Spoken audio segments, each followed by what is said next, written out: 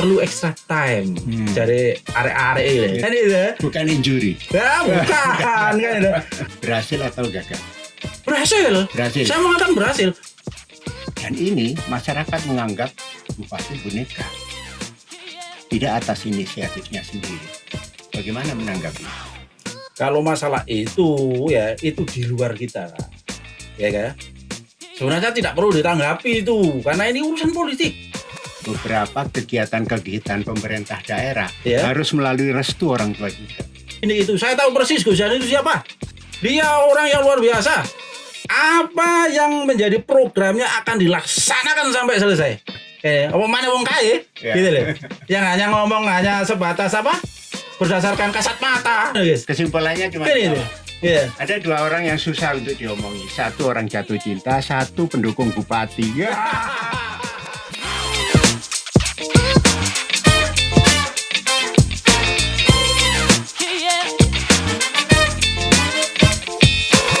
Assalamualaikum warahmatullahi wabarakatuh. Ketemu lagi di podcast Ngopi Gisik, Ngobrol Pagi Dialog Gersik, yang akan selalu menampilkan perbincangan menarik dari berbagai narasumber dan berbagai topik yang akan kita bahas di podcast ini.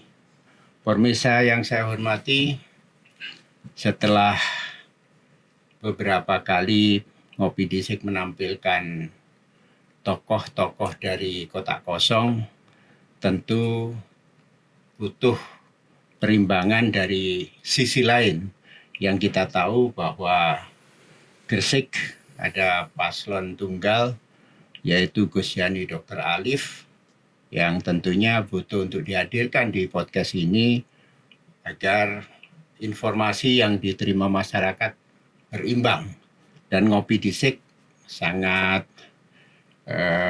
merasa bertanggung jawab untuk ikut mencerdaskan masyarakat Gersik melalui podcast dengan berbagai pihak yang bisa dihadirkan. Tentunya ini akan menjadi salah satu bagian penyeimbang terkait Pilkada Kabupaten Gersik tahun 2024 ini yang akan dilaksanakan 27 November nanti. Akan lebih menarik kalau saya hadirkan Ketua Umum Yayasan Al Hasan Mondoluku Wringin Anom Gersik. Beliau adalah alumni hukum dari Universitas 17 Agustus yang hari ini hadir. Yang saya tahu beliau adalah loyalis sejati dari Gus Yani dan Dr. Alif yang di beberapa grup WhatsApp sangat menonjol menyampaikan berbagai pemikiran dan pembelaan terhadap paslon tunggal ini. Baiklah pemirsa, kita temui saja Mas Slamet Nur Hadi SH atau yang biasa disebut SNHD. Ya. Assalamualaikum Mas. Ya. Kabar baik Mas Hadi? Alhamdulillah sehat. Jauh-jauh dari Wringin Anom. Dirojo. Dari Dirojo tadi. Dari Dirojo Ya. ya. Luar biasa. Kebetulan untuk tempat tinggal masih di Dirojo. Masih di Dirojo, ya. Ya, beliau selalu menyampaikan diri sebagai wong Tegalan. Iya, siap. Tapi kritik yang disampaikan, analisa politis yang disampaikan di grup-grup WA menjadikan saya tertarik untuk mengundangnya di sini. Ya. Terima kasih sudah hadir, Mas Hadi. Ya. Iya. Oke, Mas Hadi. Fanatisme di dalam politik itu ada yang mengatakan dari dua jalur, confirmation bias atau anchor bias, di mana orang ketika mendapat informasi selalu berpikir apakah ini cocok dengan pikiran saya, ya, pihak saya atau tidak. Ini confirmation bias. Di satu sisi ada kecocokan karena saya santri, paslon ini santri. Saya orang pondok, paslon ini juga dari pondok. Saya NU, paslon ini dari NU. Sampai termasuk yang mana? Untuk hal tersebut perlu saya sampaikan, ya, ini masalah kecocokan loh. Iya. Jadi sebenarnya saya dengan siapapun cocok. Oh gitu ya. Saya dengan siapapun cocok. Iya. Ya, andai kan hari ini itu pilkada diikuti oleh beberapa paslon juga cocok semua. Cocok semua. Hanya kebetulan untuk hari ini itu ada paslon tunggal, kemudian paslon tunggal itu diisi, ya. Boleh kita tahu lah, Gus Yani itu siapa, kan ya, orang NU. Kebetulan saya juga orang NU. Nggak perlu diketahui, Gus, kalau bicara NU ya, rumah saya itu sampai saya stempel NU. Stempel kan NU kan ya. Berarti kan linear di situ. Dari segi emosional linear. Nah, kemudian munculnya Gus Salib. Saya selalu menyebutnya itu kan duo Wak Gus. Kan ya, mengutip dari bahasa teman-teman itu duo Wak Gus. Karena sudah jelas kesantriannya sudah jelas. Nah, ini Gresik. Gitu. Dibutuhkan beliau-beliau ini berarti untuk match dengan tentu saja match dengan saya. Kan itu. Selain match tentu Anda melihat ada keistimewaan, ada keunggulan yang dimiliki calon pilihan kita. Apa sebetulnya yang sampan pandang keunggulan dari paslon ini? Nah, bicara keunggulan ya terlepas dari siapapun yang menilai boleh itu hak mereka. Namun pada diri saya jelas ya kalau ngomong keunggulan Gus Yani unggul. Karena beliau tidak hanya sekedar paslon, tapi beliau juga seorang figur yang sudah pernah memimpin dan bagaimana kita tahu keberhasilannya. Bahkan tingkat kepuasan warga masyarakat pun kita tahu, kita bisa menilai kok. Banyak sekali pembangunan yang dilakukannya. Nah, kemudian ke depan 5 tahun kemudian dilanjutkan lagi. Perlu extra time dari arek-arek ini gitu kan itu bahasanya perlu extra time tambahan sak periode maneh kan itu bukan injury bukan kan itu berarti perlu tambahan waktu maneh sak periode biar apa dengan konsep Gresik maju berkelanjutan itu loh yang dimaksud itu sekalipun hari ini itu bergandengan dengan tokoh lah lain. Kesimpulannya berhasil atau gagal? Berhasil. Saya mengatakan berhasil. Nggak mungkin loh Gus. Kalau nggak berhasil kemudian saya dukung kan nggak mungkin. Di samping linear ya dengan konsep hati saya NU dan lain sebagainya, agamis dan lain sebagainya, Gresik butuh orang-orang seperti beliau ya. Juga saya sampaikan berhasil. Omong kosong. Kalau mereka itu mengatakan tidak berhasil ya. Omong kosong juga ketika mereka mengatakan bahwa selama pemerintahan Gus Yani kemudian tidak bangun itu omong kosong. Data dari mana? Kita dengan melihat saja nek melaku Gus. Nangon damean. Ono bangunan luar biasa, rumah sakit lagi. Kan itu. Tapi kan bagi masyarakat hal yang normal melakukan kerja sebagai bupati lalu katakanlah melakukan banyak upaya pembangunan, kemudian selesai, katakanlah sukses, normal. Kenapa? Karena gajinya banyak, gajinya tinggi, fasilitasnya banyak. Justru kalau tidak berhasil, salah besar. Ini kan tanggung jawab dan diberikan reward, diberikan gaji yang besar. Nah ini yang perlu saya sampaikan juga gitu, kan itu.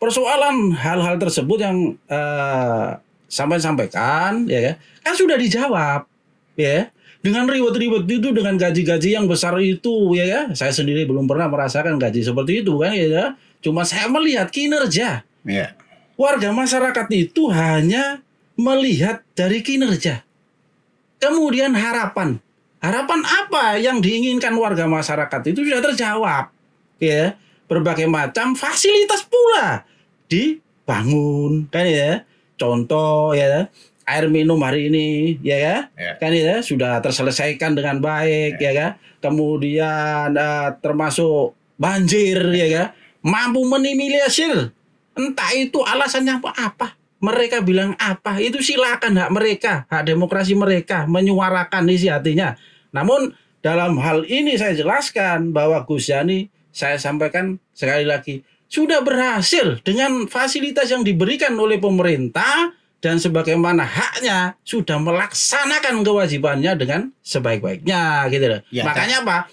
sekali lagi perlu extra time tambahan periode sekalipun yang mendampingi itu beda orang. Nah, kenapa kok beda orang? Nah, tentu sudah pasti ada alasan berbagai macam loh, kan itu. Perkembangan politik ya. Perkembangan politik kita pun harus tahu loh, Gus, kan itu. Ya. Kita pun harus tahu gitu loh. Bagaimana dinamika politik itu, dinamisnya. Sebagian masyarakat kan menilai begini.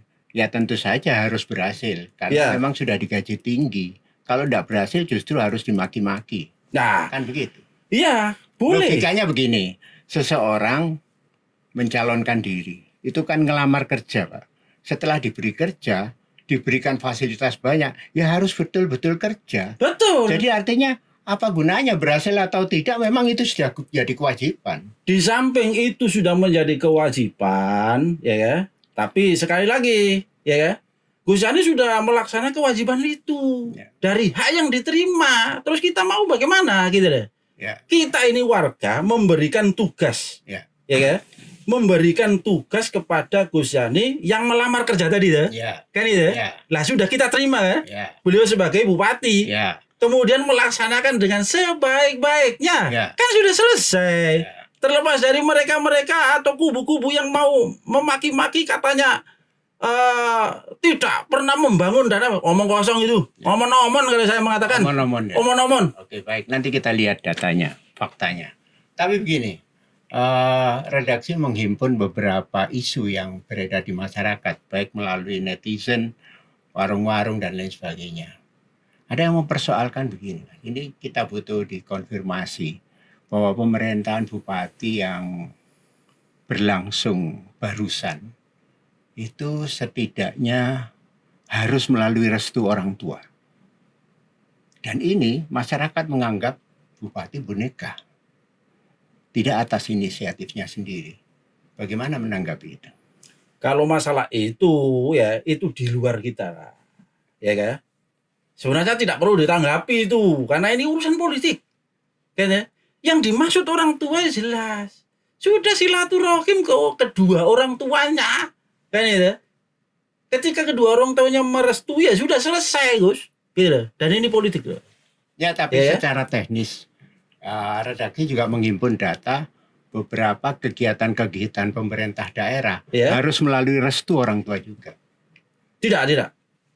Saya punya keyakinan itu tidak. Omong kosong yang mengatakan seperti itu. Restu-restu orang tua itu omong kosong. Bahkan saya seluruh ngomong di sini, ya. Kalau Gus Yani itu dikendalikan ini itu, saya tahu persis Gus Yani itu siapa. Dia orang yang luar biasa. Apa yang menjadi programnya akan dilaksanakan sampai selesai. Fakta loh. Fakta bagaimana hari ini, begitu kukuhnya untuk menjadi lagi itu tidak lain selain ingin mengabdikan dirinya kembali agar apa yang belum dicapainya itu diselesaikan dengan baik dengan extra time tadi. Sisi lain, berdasarkan podcast yang di sini juga ada yang mengatakan jadi bupati itu hanya jalan untuk memperbesar pundi-pundi kekayaan. Tidak. Kalau saya mengatakan tidak. Pundi-pundi yang bagaimana? Ya. Apakah kemudian kita ngomong kalau jadi pejabat itu memperbesar pundi-pundi, ya jangan dinilai yang negatif dong. Kita harus objektif dong. Kan itu? Jadi bupati itu orang yang luar biasa itu satu. Ya kan itu? Punya kelebihan yang luar biasa itu satu. Faktanya hari ini dengan paslon tunggal tidak ada yang mau, bukan tidak berani, tapi tidak ada yang mau justru memberi kesempatan kepada dua Gus ini. Gus Yani sama Gus Ali itu sudah jelas kok bahwa kedua orang ini itu luar biasa, itu sudah jelas. Oke, sekarang logikanya begini, kalau kita ngomong rekomendasi, Anda ini nyentil rekomendasi bahwa semua partai memberikan rekomendasi kepada paslon tunggal ini. Tidak ada satupun rekomendasi yang tidak diminta. Artinya paslon tidak datang ke partai tidak akan mungkin ada rekomendasi. Berarti pasti paslon itu datang ke partai dulu baru dapat rekomendasi. Itu hanya mekanisme sebenarnya itu. Sederhana itu sebenarnya. Kenapa harus kita persoalkan? Sekarang saya tanya kembali kepada kayak Gus ya. Saya membutuhkan syarat ini. Masa orang yang saya butuhkan saya suruh datang? Ya saya logikanya sebagai orang Jawa, ya silaturahim, memohon dan lain sebagainya dengan arif dan bijaksana, sopan santun, kan itu. Dan faktanya semua rekomendasi yang saya maksud itu kan diberikan kepada Gus Yani Alif tuh, kan itu. Ya, tapi pasti mekanismenya mereka harus datang ke partai. Ya kan? Ya. Nggak mungkin partai ujuk-ujuk datang ke paslon untuk memberikan rekomendasi. Nah ini bicara sistem, kan itu. Kecuali calon independen nggak perlu datang dengan berbagai syarat. Nah, persoalannya di dalam sistem politik Indonesia selalu dan hampir bisa dipastikan bahwa rekomendasi muncul setelah ada mahar politik. Omong kosong. Sampai hari ini belum saya temukan, ya. Dan saya analisa betul itu belum saya temukan. Dan belum ada yang bisa membuktikan mahar-mahar itu.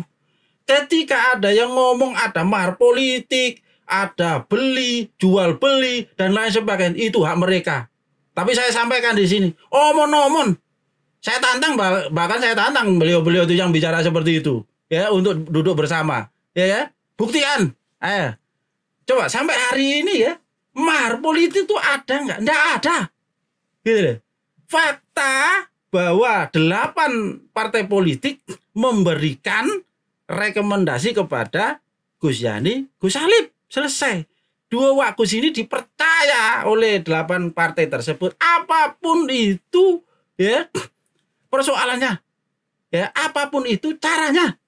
Ditambah lagi 6 partai non parlemen, 14 partai loh.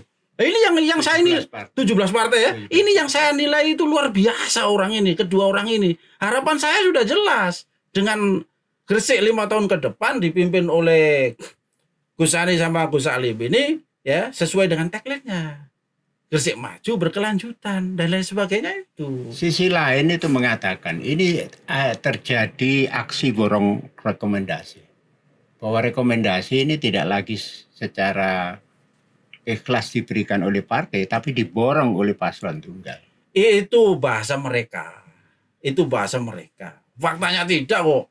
Gitu loh. Bahkan Anda bisa jamin tidak ada 1 rupiah pun yang dikeluarkan paslon untuk rekomendasi. sepengetahuan saya loh.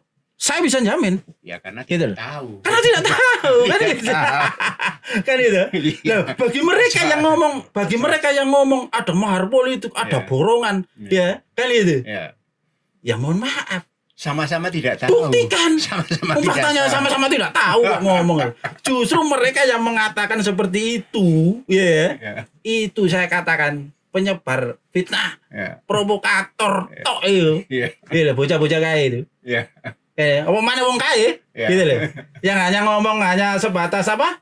Berdasarkan kasat mata, Ya. asa telinga. Ya. Kita ini ya kalau bicara politik yuk. Kasat lantas. Iya, kasat lantas. Ya. Ya. Di wong kaya. Ya. Ya. Ada ngomong model ngono itu terus piye saya menanggapi itu. Ya. Kan itu. Ngomong itu. Ya. Kan. Jadi di sisi lain jadi Iya. ada bayang-bayang yang selalu dipertanyakan masyarakat. Iya. Bahwa wakil bupati itu juga bagian dari boneka kakaknya. Ini yang muncul di masyarakat. Nggak ada boneka. Karena yang pegang duitnya itu di kakaknya. Nggak ada. Boneka juga nggak ada yang pegang duitnya. Di kakaknya itu istilah apa itu? Gitu loh. Saya menilai 2 calon itu sudah selesai dengan dirinya kok. Gitu loh. Nggak mungkin. Kalau tidak selesai dengan dirinya, kemudian memberanikan diri mencalonkan sebagai bupati dan wakil bupati, nggak mungkin. Sudah selesai dengan dirinya sendiri. Sehingga tidak mengandalkan orang lain termasuk kakak, saudara, atau apa. Terlepas dari beliau-beliau, saudara, kakak, ya, family, memberi support, itu hak mereka dan normal saja, gitu. Kalau ada yang mengatakan, ini bonekanya siapa? Ya, kalau saya loh, karena beliau ini adalah calon pemimpin saya, pemimpin masyarakat semua, ya yang punya ya masyarakat semua, bukan kakaknya atau abahnya atau apa. 2 sosok yang luar biasa ini, gitu. Ya. Faktanya apa saya mengatakan sekali lagi ya? Kenapa kok saya selalu 2 sosok ini luar biasa? Faktanya nggak ada yang Berani melawan. Berani melawan. Sudah selesai. Persoalannya kan berani ini. Iya loh. Berani dalam artian hitungannya banyak, termasuk kapital, termasuk finansial. Mungkin ketidakberanian itu karena finansial, bukan karena kualitas orangnya. Itu pandangan orang lain boleh. Ya. Yang sebenarnya itu universal. Ya. Saya menilai secara umum. Ya. Terlepas dari persoalan, oh ini seperti ini karena kapital atau apa, itu orang lain punya hak untuk menilai itu. Ya jelas, Gus Zani, Gus Alif, atau dua Gus ini adalah dua orang yang luar biasa. Beliau selesai dengan dirinya sendiri, ya, tanpa mengandalkan siapapun, ya. Namanya selesai dengan dirinya sendiri itu kan sudah jelas ya. Ya. Kan gitu? Ya. Entah itu kemampuan dalam berpikirnya dan lain sebagainya, apalagi kita tahu loh, dua sosok ini punya basic masing-masing. Ya. Ya. Ya. Satu Gus Zani kita tahu, Ya. basicnya dari kecil, ya, seorang pengusaha, ya, dengan harapan Gresik maju secara ekonomi, itu jelas, kan ya. Kemudian yang kedua, Gus Ali punya basic pendidikan dokter. Tidak nutup kemungkinan semua akan disembuhkan melalui sentuhan magis seorang wakil bupati Aslugul Alif dengan basic kedokterannya itu. Gitu loh. Kan beda ya. Oke. Ya. Artinya bahwa Gresik ini sakit. Kenapa? Gresik ini sakit sehingga Bukan. butuh dokter untuk menyembuhkan. Bukan. Nah, tadi dikatakan seperti itu. Artinya universal. Secara umum, gitu. Tagline Gresik maju lebih baik. Kan ya? Lah, untuk lebih baik bukan berarti hari ini tidak baik. Hari ini baik-baik saja, waras-waras saja. Kalau ada orang yang mengatakan hari ini Gresik tidak waras, omon-omon itu, kan ya? Hari ini justru Gresik itu warasnya pol notok, gitu deh. Sehingga butuh akselerasi, ya, butuh kemajuan, ya, kan itu, untuk dilanjutkan sehingga butuh satu figur seperti ini, Gus Alif. Ya, bisa disampaikan warasnya Gresik seperti apa? Warasnya Gresik? Ya, seperti Ya, apa? kita kan tahu bagaimana warasnya Gresik sampai hari ini kondusif, damai, ya, kan gitu. Pembangunan berjalan, semua lini, ya, aspek apapun berjalan, mulai dari kesehatan terutama kan, kesehatan luar biasa. Bahkan kemarin itu saya baca di media itu Ibnu Sina, rumah sakit yang ada di Bunder itu, luar biasa loh. Dengan menambah, ya, akses penyembuhan baru, paru-paru atau apa itu, kanker itu, luar biasa.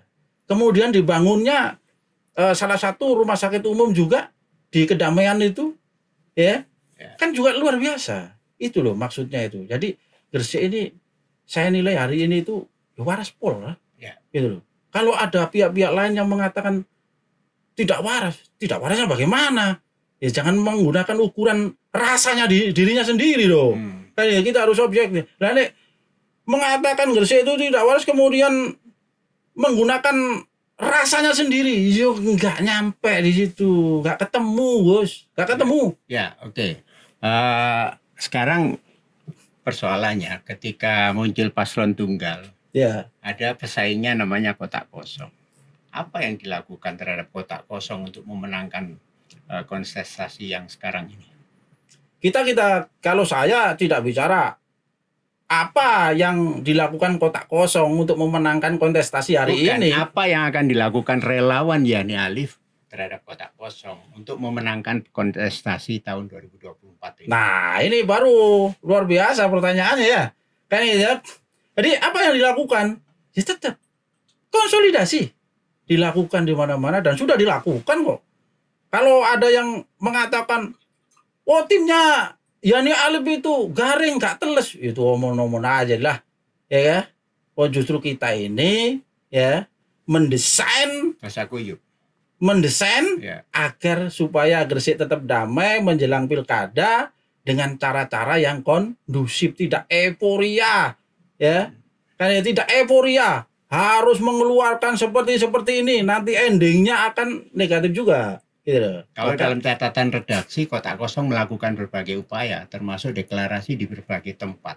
nah itu hak mereka. Nah, Kan ya? artinya ini bukannya ini sebuah ancaman bahwa ada kemungkinan Kotak Kosong akan menaikkan nilai tawarnya. Tetap Gus akan menjadi perhatian. Tapi sering saya sampaikan, tidak perlu juga ditakuti. Ya, berapa sih jumlah kotak kosong? Hmm. Kan ya? Apalagi kotak kosong adalah sebuah instrumen, pelengkap saja.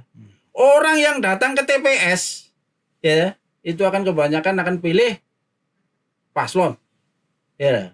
Dan upaya apa? Ya upayanya ya semua. Alasannya apa? Kan itu? Alasannya apa orang ke TPS mesti pilih paslon? Sederhana sebenarnya. Hmm.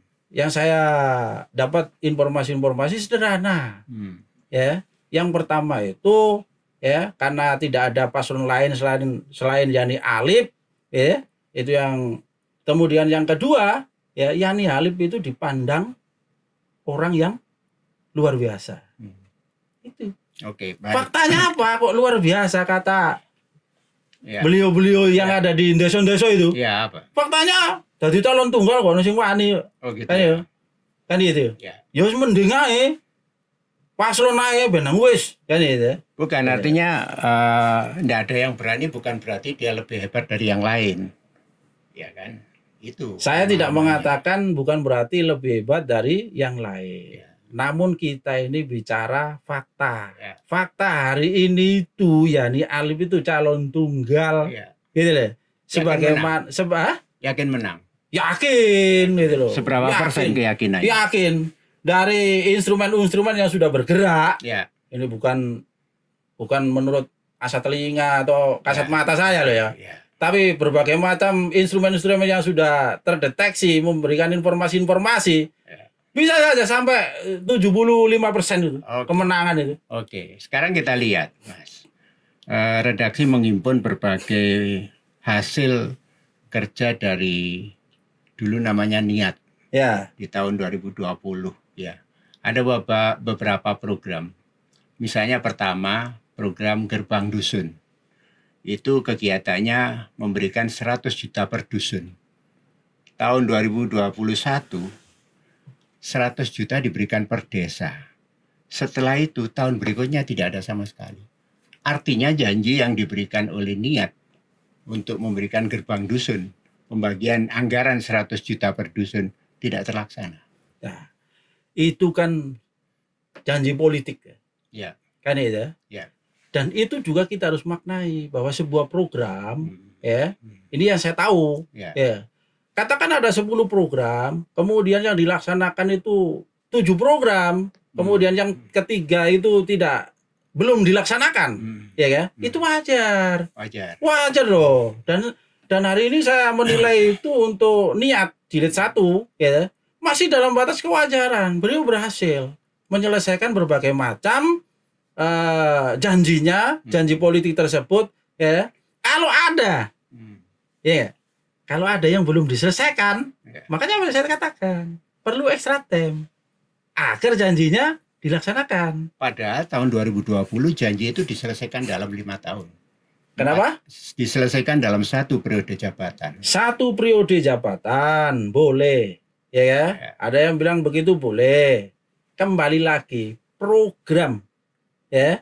Ada 10 program, ada prioritas program. Mana dulu yang diprioritaskan? Nah, terlepas dari 10 program itu kemudian tidak bisa dilaksanakan semuanya, ya itu taraf wajar loh. Bukan berarti kemudian Niat jilid 1 dikatakan gak bangun opo-opo rek. Yo opo wong kae. Dasar dari mana itu? Nah, sekarang kita lihat lagi. Ada namanya Gresik Jagoan. Itu programnya 10 juta untuk 5.000 UMKM. Tadi juga ditegaskan bahwa Gus Yani ini seorang pengusaha, tentu akan menjadi perbaikan perekonomian di Kabupaten Gresik. Nyatanya 10 juta untuk 5.000 usahawan UMKM ini tidak pernah terrealisasi. Pernah sekali terrealisasi hibah peralatan untuk UMKM. ya kan, realisasinya tahun 2021 dan 2023 terdapat temuan oleh kejaksaan terjadi kasus korupsi sehingga kepala dinasnya sekarang di penjara. Bahkan baru kemarin kabitnya juga di penjara, Siska. Justru ini yang menjadi catatan yang luar biasa. Ya, artinya janji 5.000 UMKM yang Ini, akan saya jelaskan di sini ya. diberikan. Justru ini yang menjadi hal yang luar biasa yang mungkin semuanya itu tidak paham. Tidak memahami dan tidak mau memahami. Satu, termasuk penegakan hukum yang luar biasa. Ya, siapapun ketika yang melanggar hukum maka diproses dan sebagainya. Nilai tambah bagi Gus Yani soal penegakan hukum. Terlepas dari janji politiknya itu terrealisasi atau bagaimana, bahkan tidak terrealisasi ya. Cuman dalam pelaksanaannya mengalami kegagalan atau apa, itu kan di luar ekspektasi gitu loh. Ya, tapi Kan ya? penanggung jawab utama semua kegiatan pemerintah itu kan juga bupati. Loh iya, kita tahu itu. Ya, namanya kepala daerah, penanggung jawab utama, tapi kan di situ ada sub penanggung jawab. Nah, artinya bupati tidak melakukan pengawasan untuk kegiatan seperti itu. Loh, bukan berarti tidak melakukan pengawasan. Ya, justru hari ini itu melakukan pengawasan ekstra. Faktanya ketika ada anak buahnya melakukan kesalahan atau prestasi dalam menjalankan tugas dan kewajibannya, diproses kok. Ya, diproses ya. Dan kemarin sudah ditahan ya. Artinya Anda lebih cenderung mengatakan bupati lebih senang ada anak buahnya yang kena kasus daripada mereka yang terlepas dari kasus. Artinya melakukan kegiatan tanpa korupsi. Kenapa? Artinya sampean mengatakan bahwa bupati lebih senang, lebih bagus jika anak buahnya terkena kasus lalu diadili dibanding dengan anak buahnya yang tidak kena kasus karena tidak korupsi. Bukan seperti itu. Justru bupati melakukan pengawasan. Ya, berapa persentase ya pejabat yang ada di Gresik yang kena persoalan? Hanya 0 sekian ya. Bukan 0 sekian. Tidak kesemuanya kok. Yang ketangkep hanya 0 sekian. Bukan, saya enggak lah. Iya. Kita tahu lah. Iya. Gitu loh. Persoalan yang ketangkep hanya sekian itu kita tahu kok.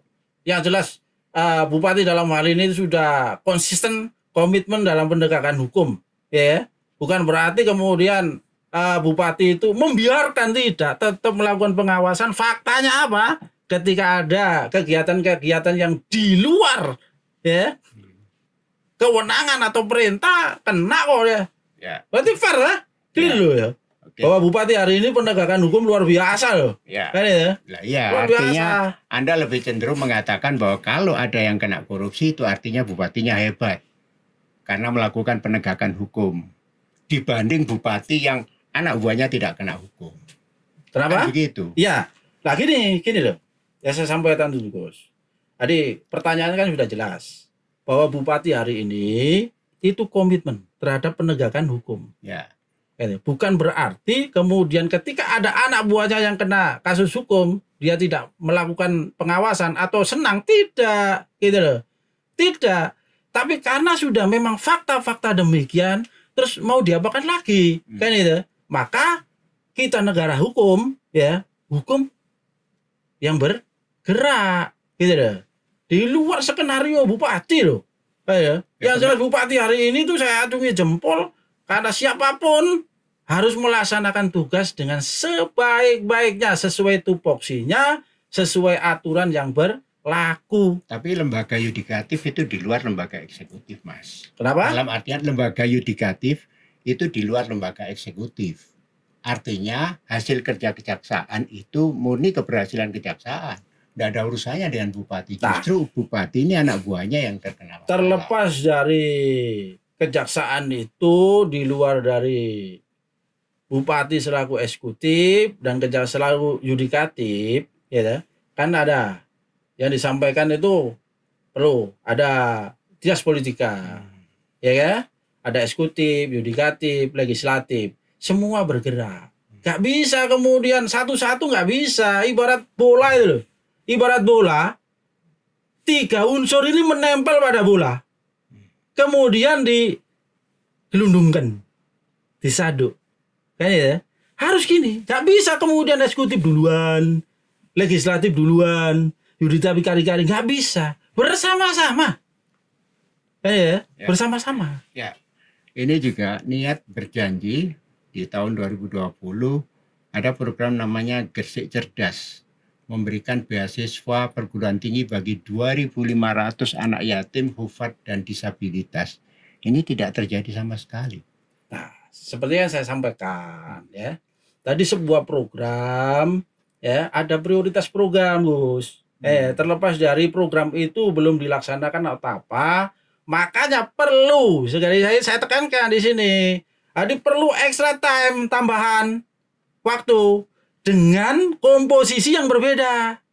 Diharapkan nanti dengan komposisi yang berbeda, yang asalnya niat jilid 1 menjadi niat jilid 2 dengan komposisi yang berbeda, wakil dengan orang yang berbeda, diharapkan semua program-program itu bisa dilaksanakan. Makanya konsepnya jelas, yakni alif, Gresik maju, berkelanjutan bisa kita maknai di sini ya. Jadi melanjutkan sesuatu yang belum, menyelesaikan sesuatu berarti yang artinya kalau ada seorang paslon punya janji tidak selesai tidak masalah. bukan tidak masalah. Nah ini tadi dibilang Bukan tidak masalah. Ya. Tapi sudah jelas.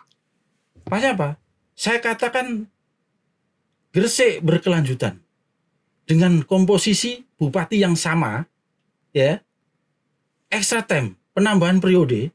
Ini supaya apa? Tahu maksud berkelanjutan itu tadi. Apa yang belum selesai hari ini diharapkan besok itu dilanjutkan untuk diselesaikan. Contoh, ya, kita tidak bisa menutup mata ketika kita melihat Islamic Center waktu itu tidak selesai berapa tahun, ya, diakui atau tidak masyarakat warga melihat dengan jelas disulap menjadi masjid yang luar biasa. Kemudian disulap menjadi informasi yang saya dapat itu perpus virtual dan sebagainya. Ya, manfaat ya itu. Jadi konsep-konsep itu sudah jelas. Ya, artinya begini, bupati boleh melakukan sesuatu hal yang baik sekalipun janjinya tidak terpenuhi. Bukan begitu. Gimana? Bukan begitu. Jadi harus dibedakan. Gimana? Kan itu. Tadi bupati itu punya program. Ya. Nah, dari 10 program mana yang diprioritaskan? Gitu loh. Mana yang diprioritaskan? Perbaikan A dulu atau B dulu, kan ya. Lah terpas dengan waktu, ya.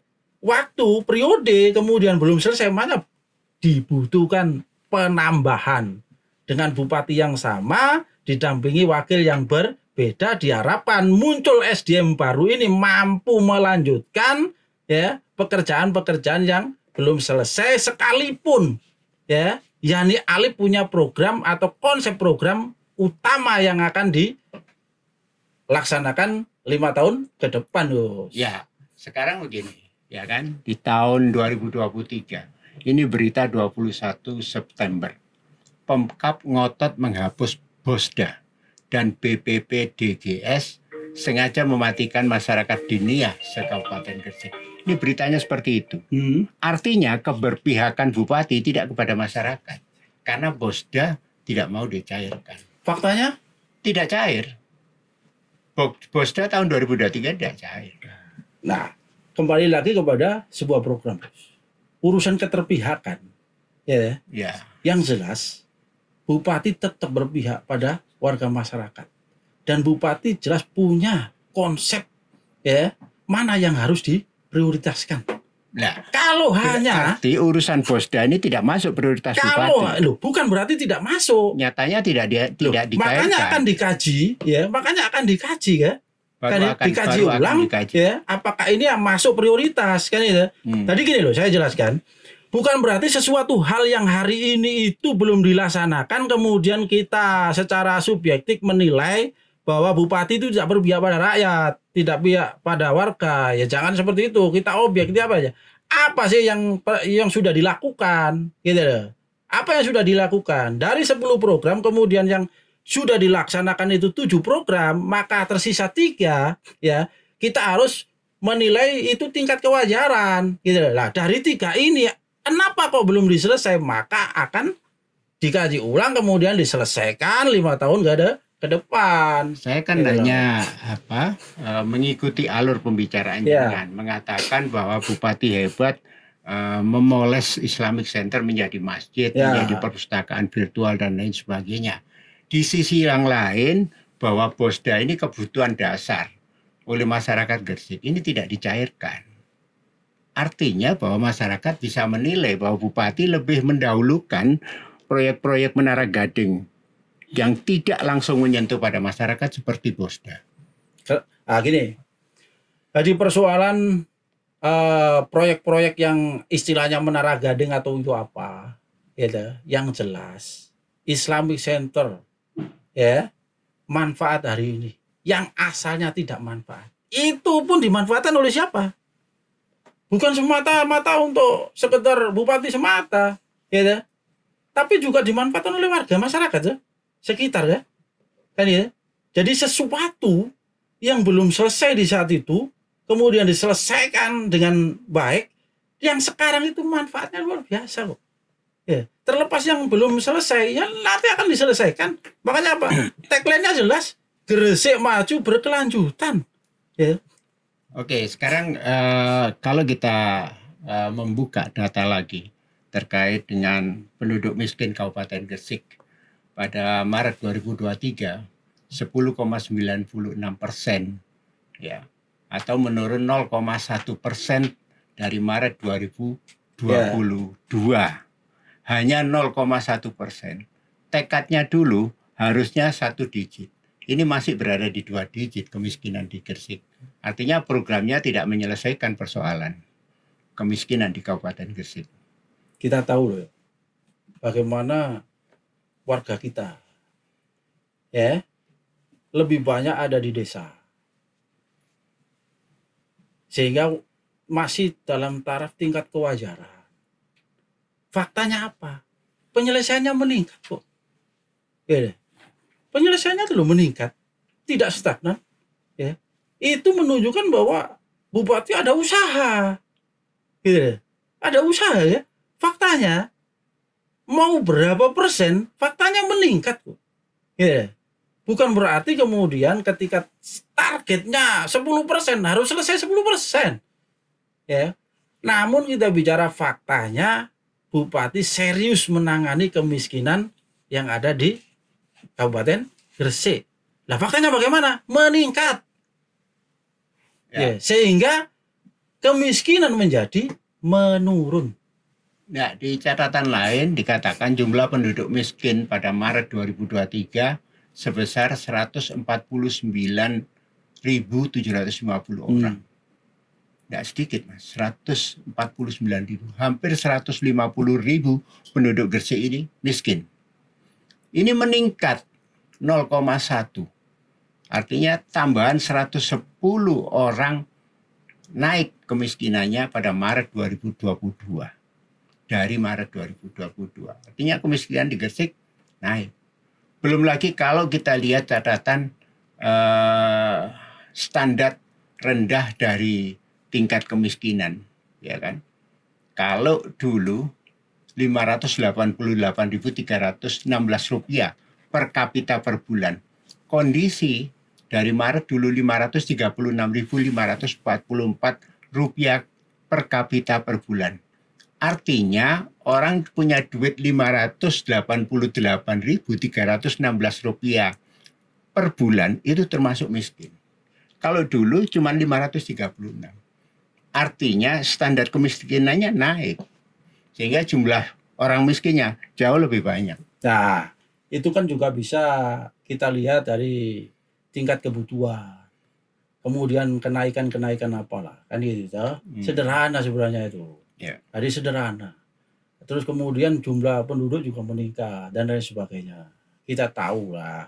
Ya, apalagi niat jilid 1 itu pasca COVID dan lain sebagainya. Kita paham itu. Nah, artinya kalau jumlah penduduknya lebih banyak bisa dimaafkan gitu.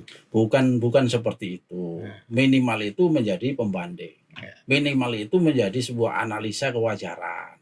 Kan gitu ya? Ya. Gitu loh. Ya. Terus Jadi hal-hal seperti itu sebenarnya itu tidak ada persoalan. Lah kita kembali lagi kepada calon tunggalnya yang ramai dibicarakan. Ya, kayak ya.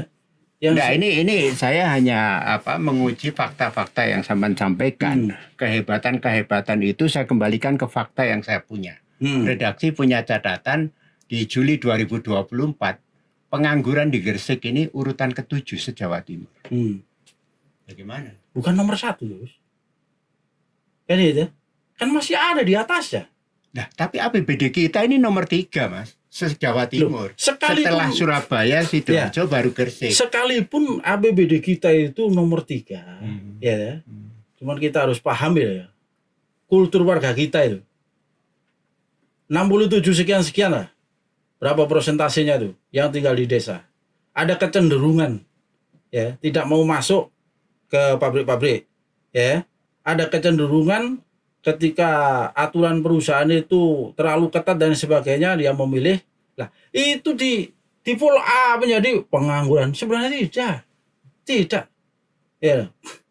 Jadi omong kosong ketika kita itu untuk pemerintahan hari ini kemudian tidak berusaha mengurangi angka pengangguran, dikatakan mereka itu omong kosong. Yang jelas pemerintah hari ini sudah berusaha, ya. Contoh, dengan adanya pabrik skala nasional atau internasional yang ada di JP dan lain sebagainya, itu adalah salah satu usaha. Ya. Jangan kemudian karena kita itu ada julukan Gresik kota industri, terus kemudian warganya itu ono sing nganggur. Ya tidak bisa seperti itu.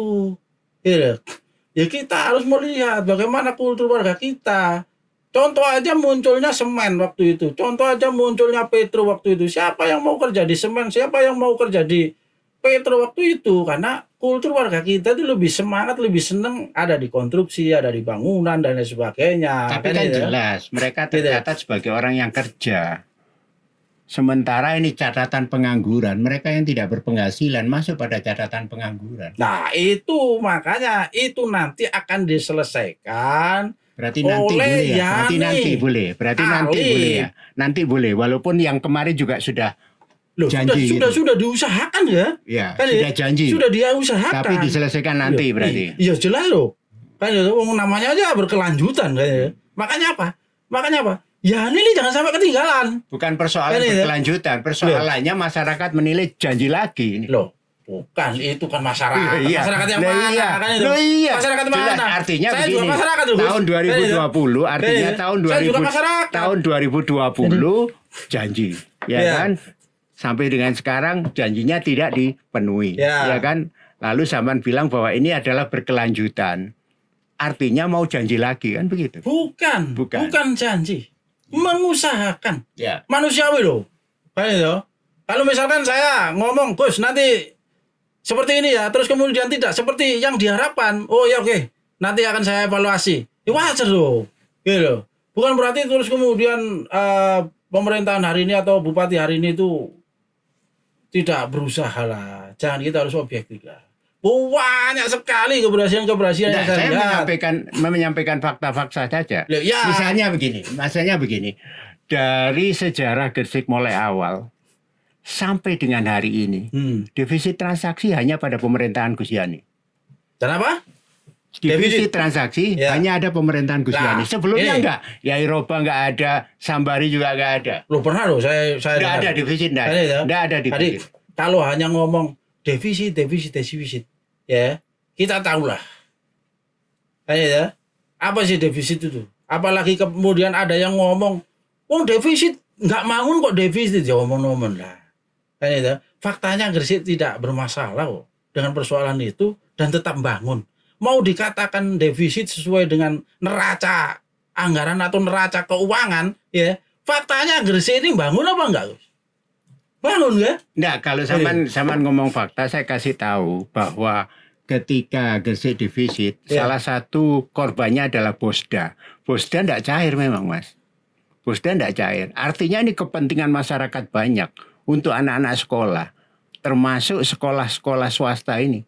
Semuanya kolaps karena berharap sudah ada hitungannya akan dapat Bosda dan mereka mengusahakan, bahkan sebagian sekolah itu utang untuk memenuhi kebutuhan sekolahnya, dan kemudian Bosda tidak cair. Nah, itu gitu. akan menjadi sebuah catatan positif.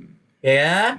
Itu akan menjadi catatan positif. Ya. Masukan positif Ya. bagi Yani Alif untuk memperhatikan bagaimana 5 tahun mendatang Dilakukan agar perbaikan. supaya dilakukan perbaikan dan Bosda itu tidak hanya cair, Ya. tapi lebih dari cair gitu. Ya. Kayaknya guys. Kesimpulannya cuma Kan dua, itu. Mas. Iya. Ada 2 orang yang susah untuk diomongi. 1 orang jatuh cinta, 1 pendukung bupati. Ya. Terima kasih perbincangannya. Oke. Pemirsa, begitulah tadi perbincangan saya dengan Mas SN Hadi yang berbincang. Beliau relawan dari Gus Yani Dr. Alif yang hari ini kita hadirkan. Mudah-mudahan kita nanti akan bisa berbincang lagi dengan beliaunya kapan-kapan setelah pertandingan pilkada yang akan datang di 27 November mendatang. Baiklah, terima kasih. Sampai ketemu di podcast yang akan datang. Assalamualaikum warahmatullahi wabarakatuh. Waalaikumsalam.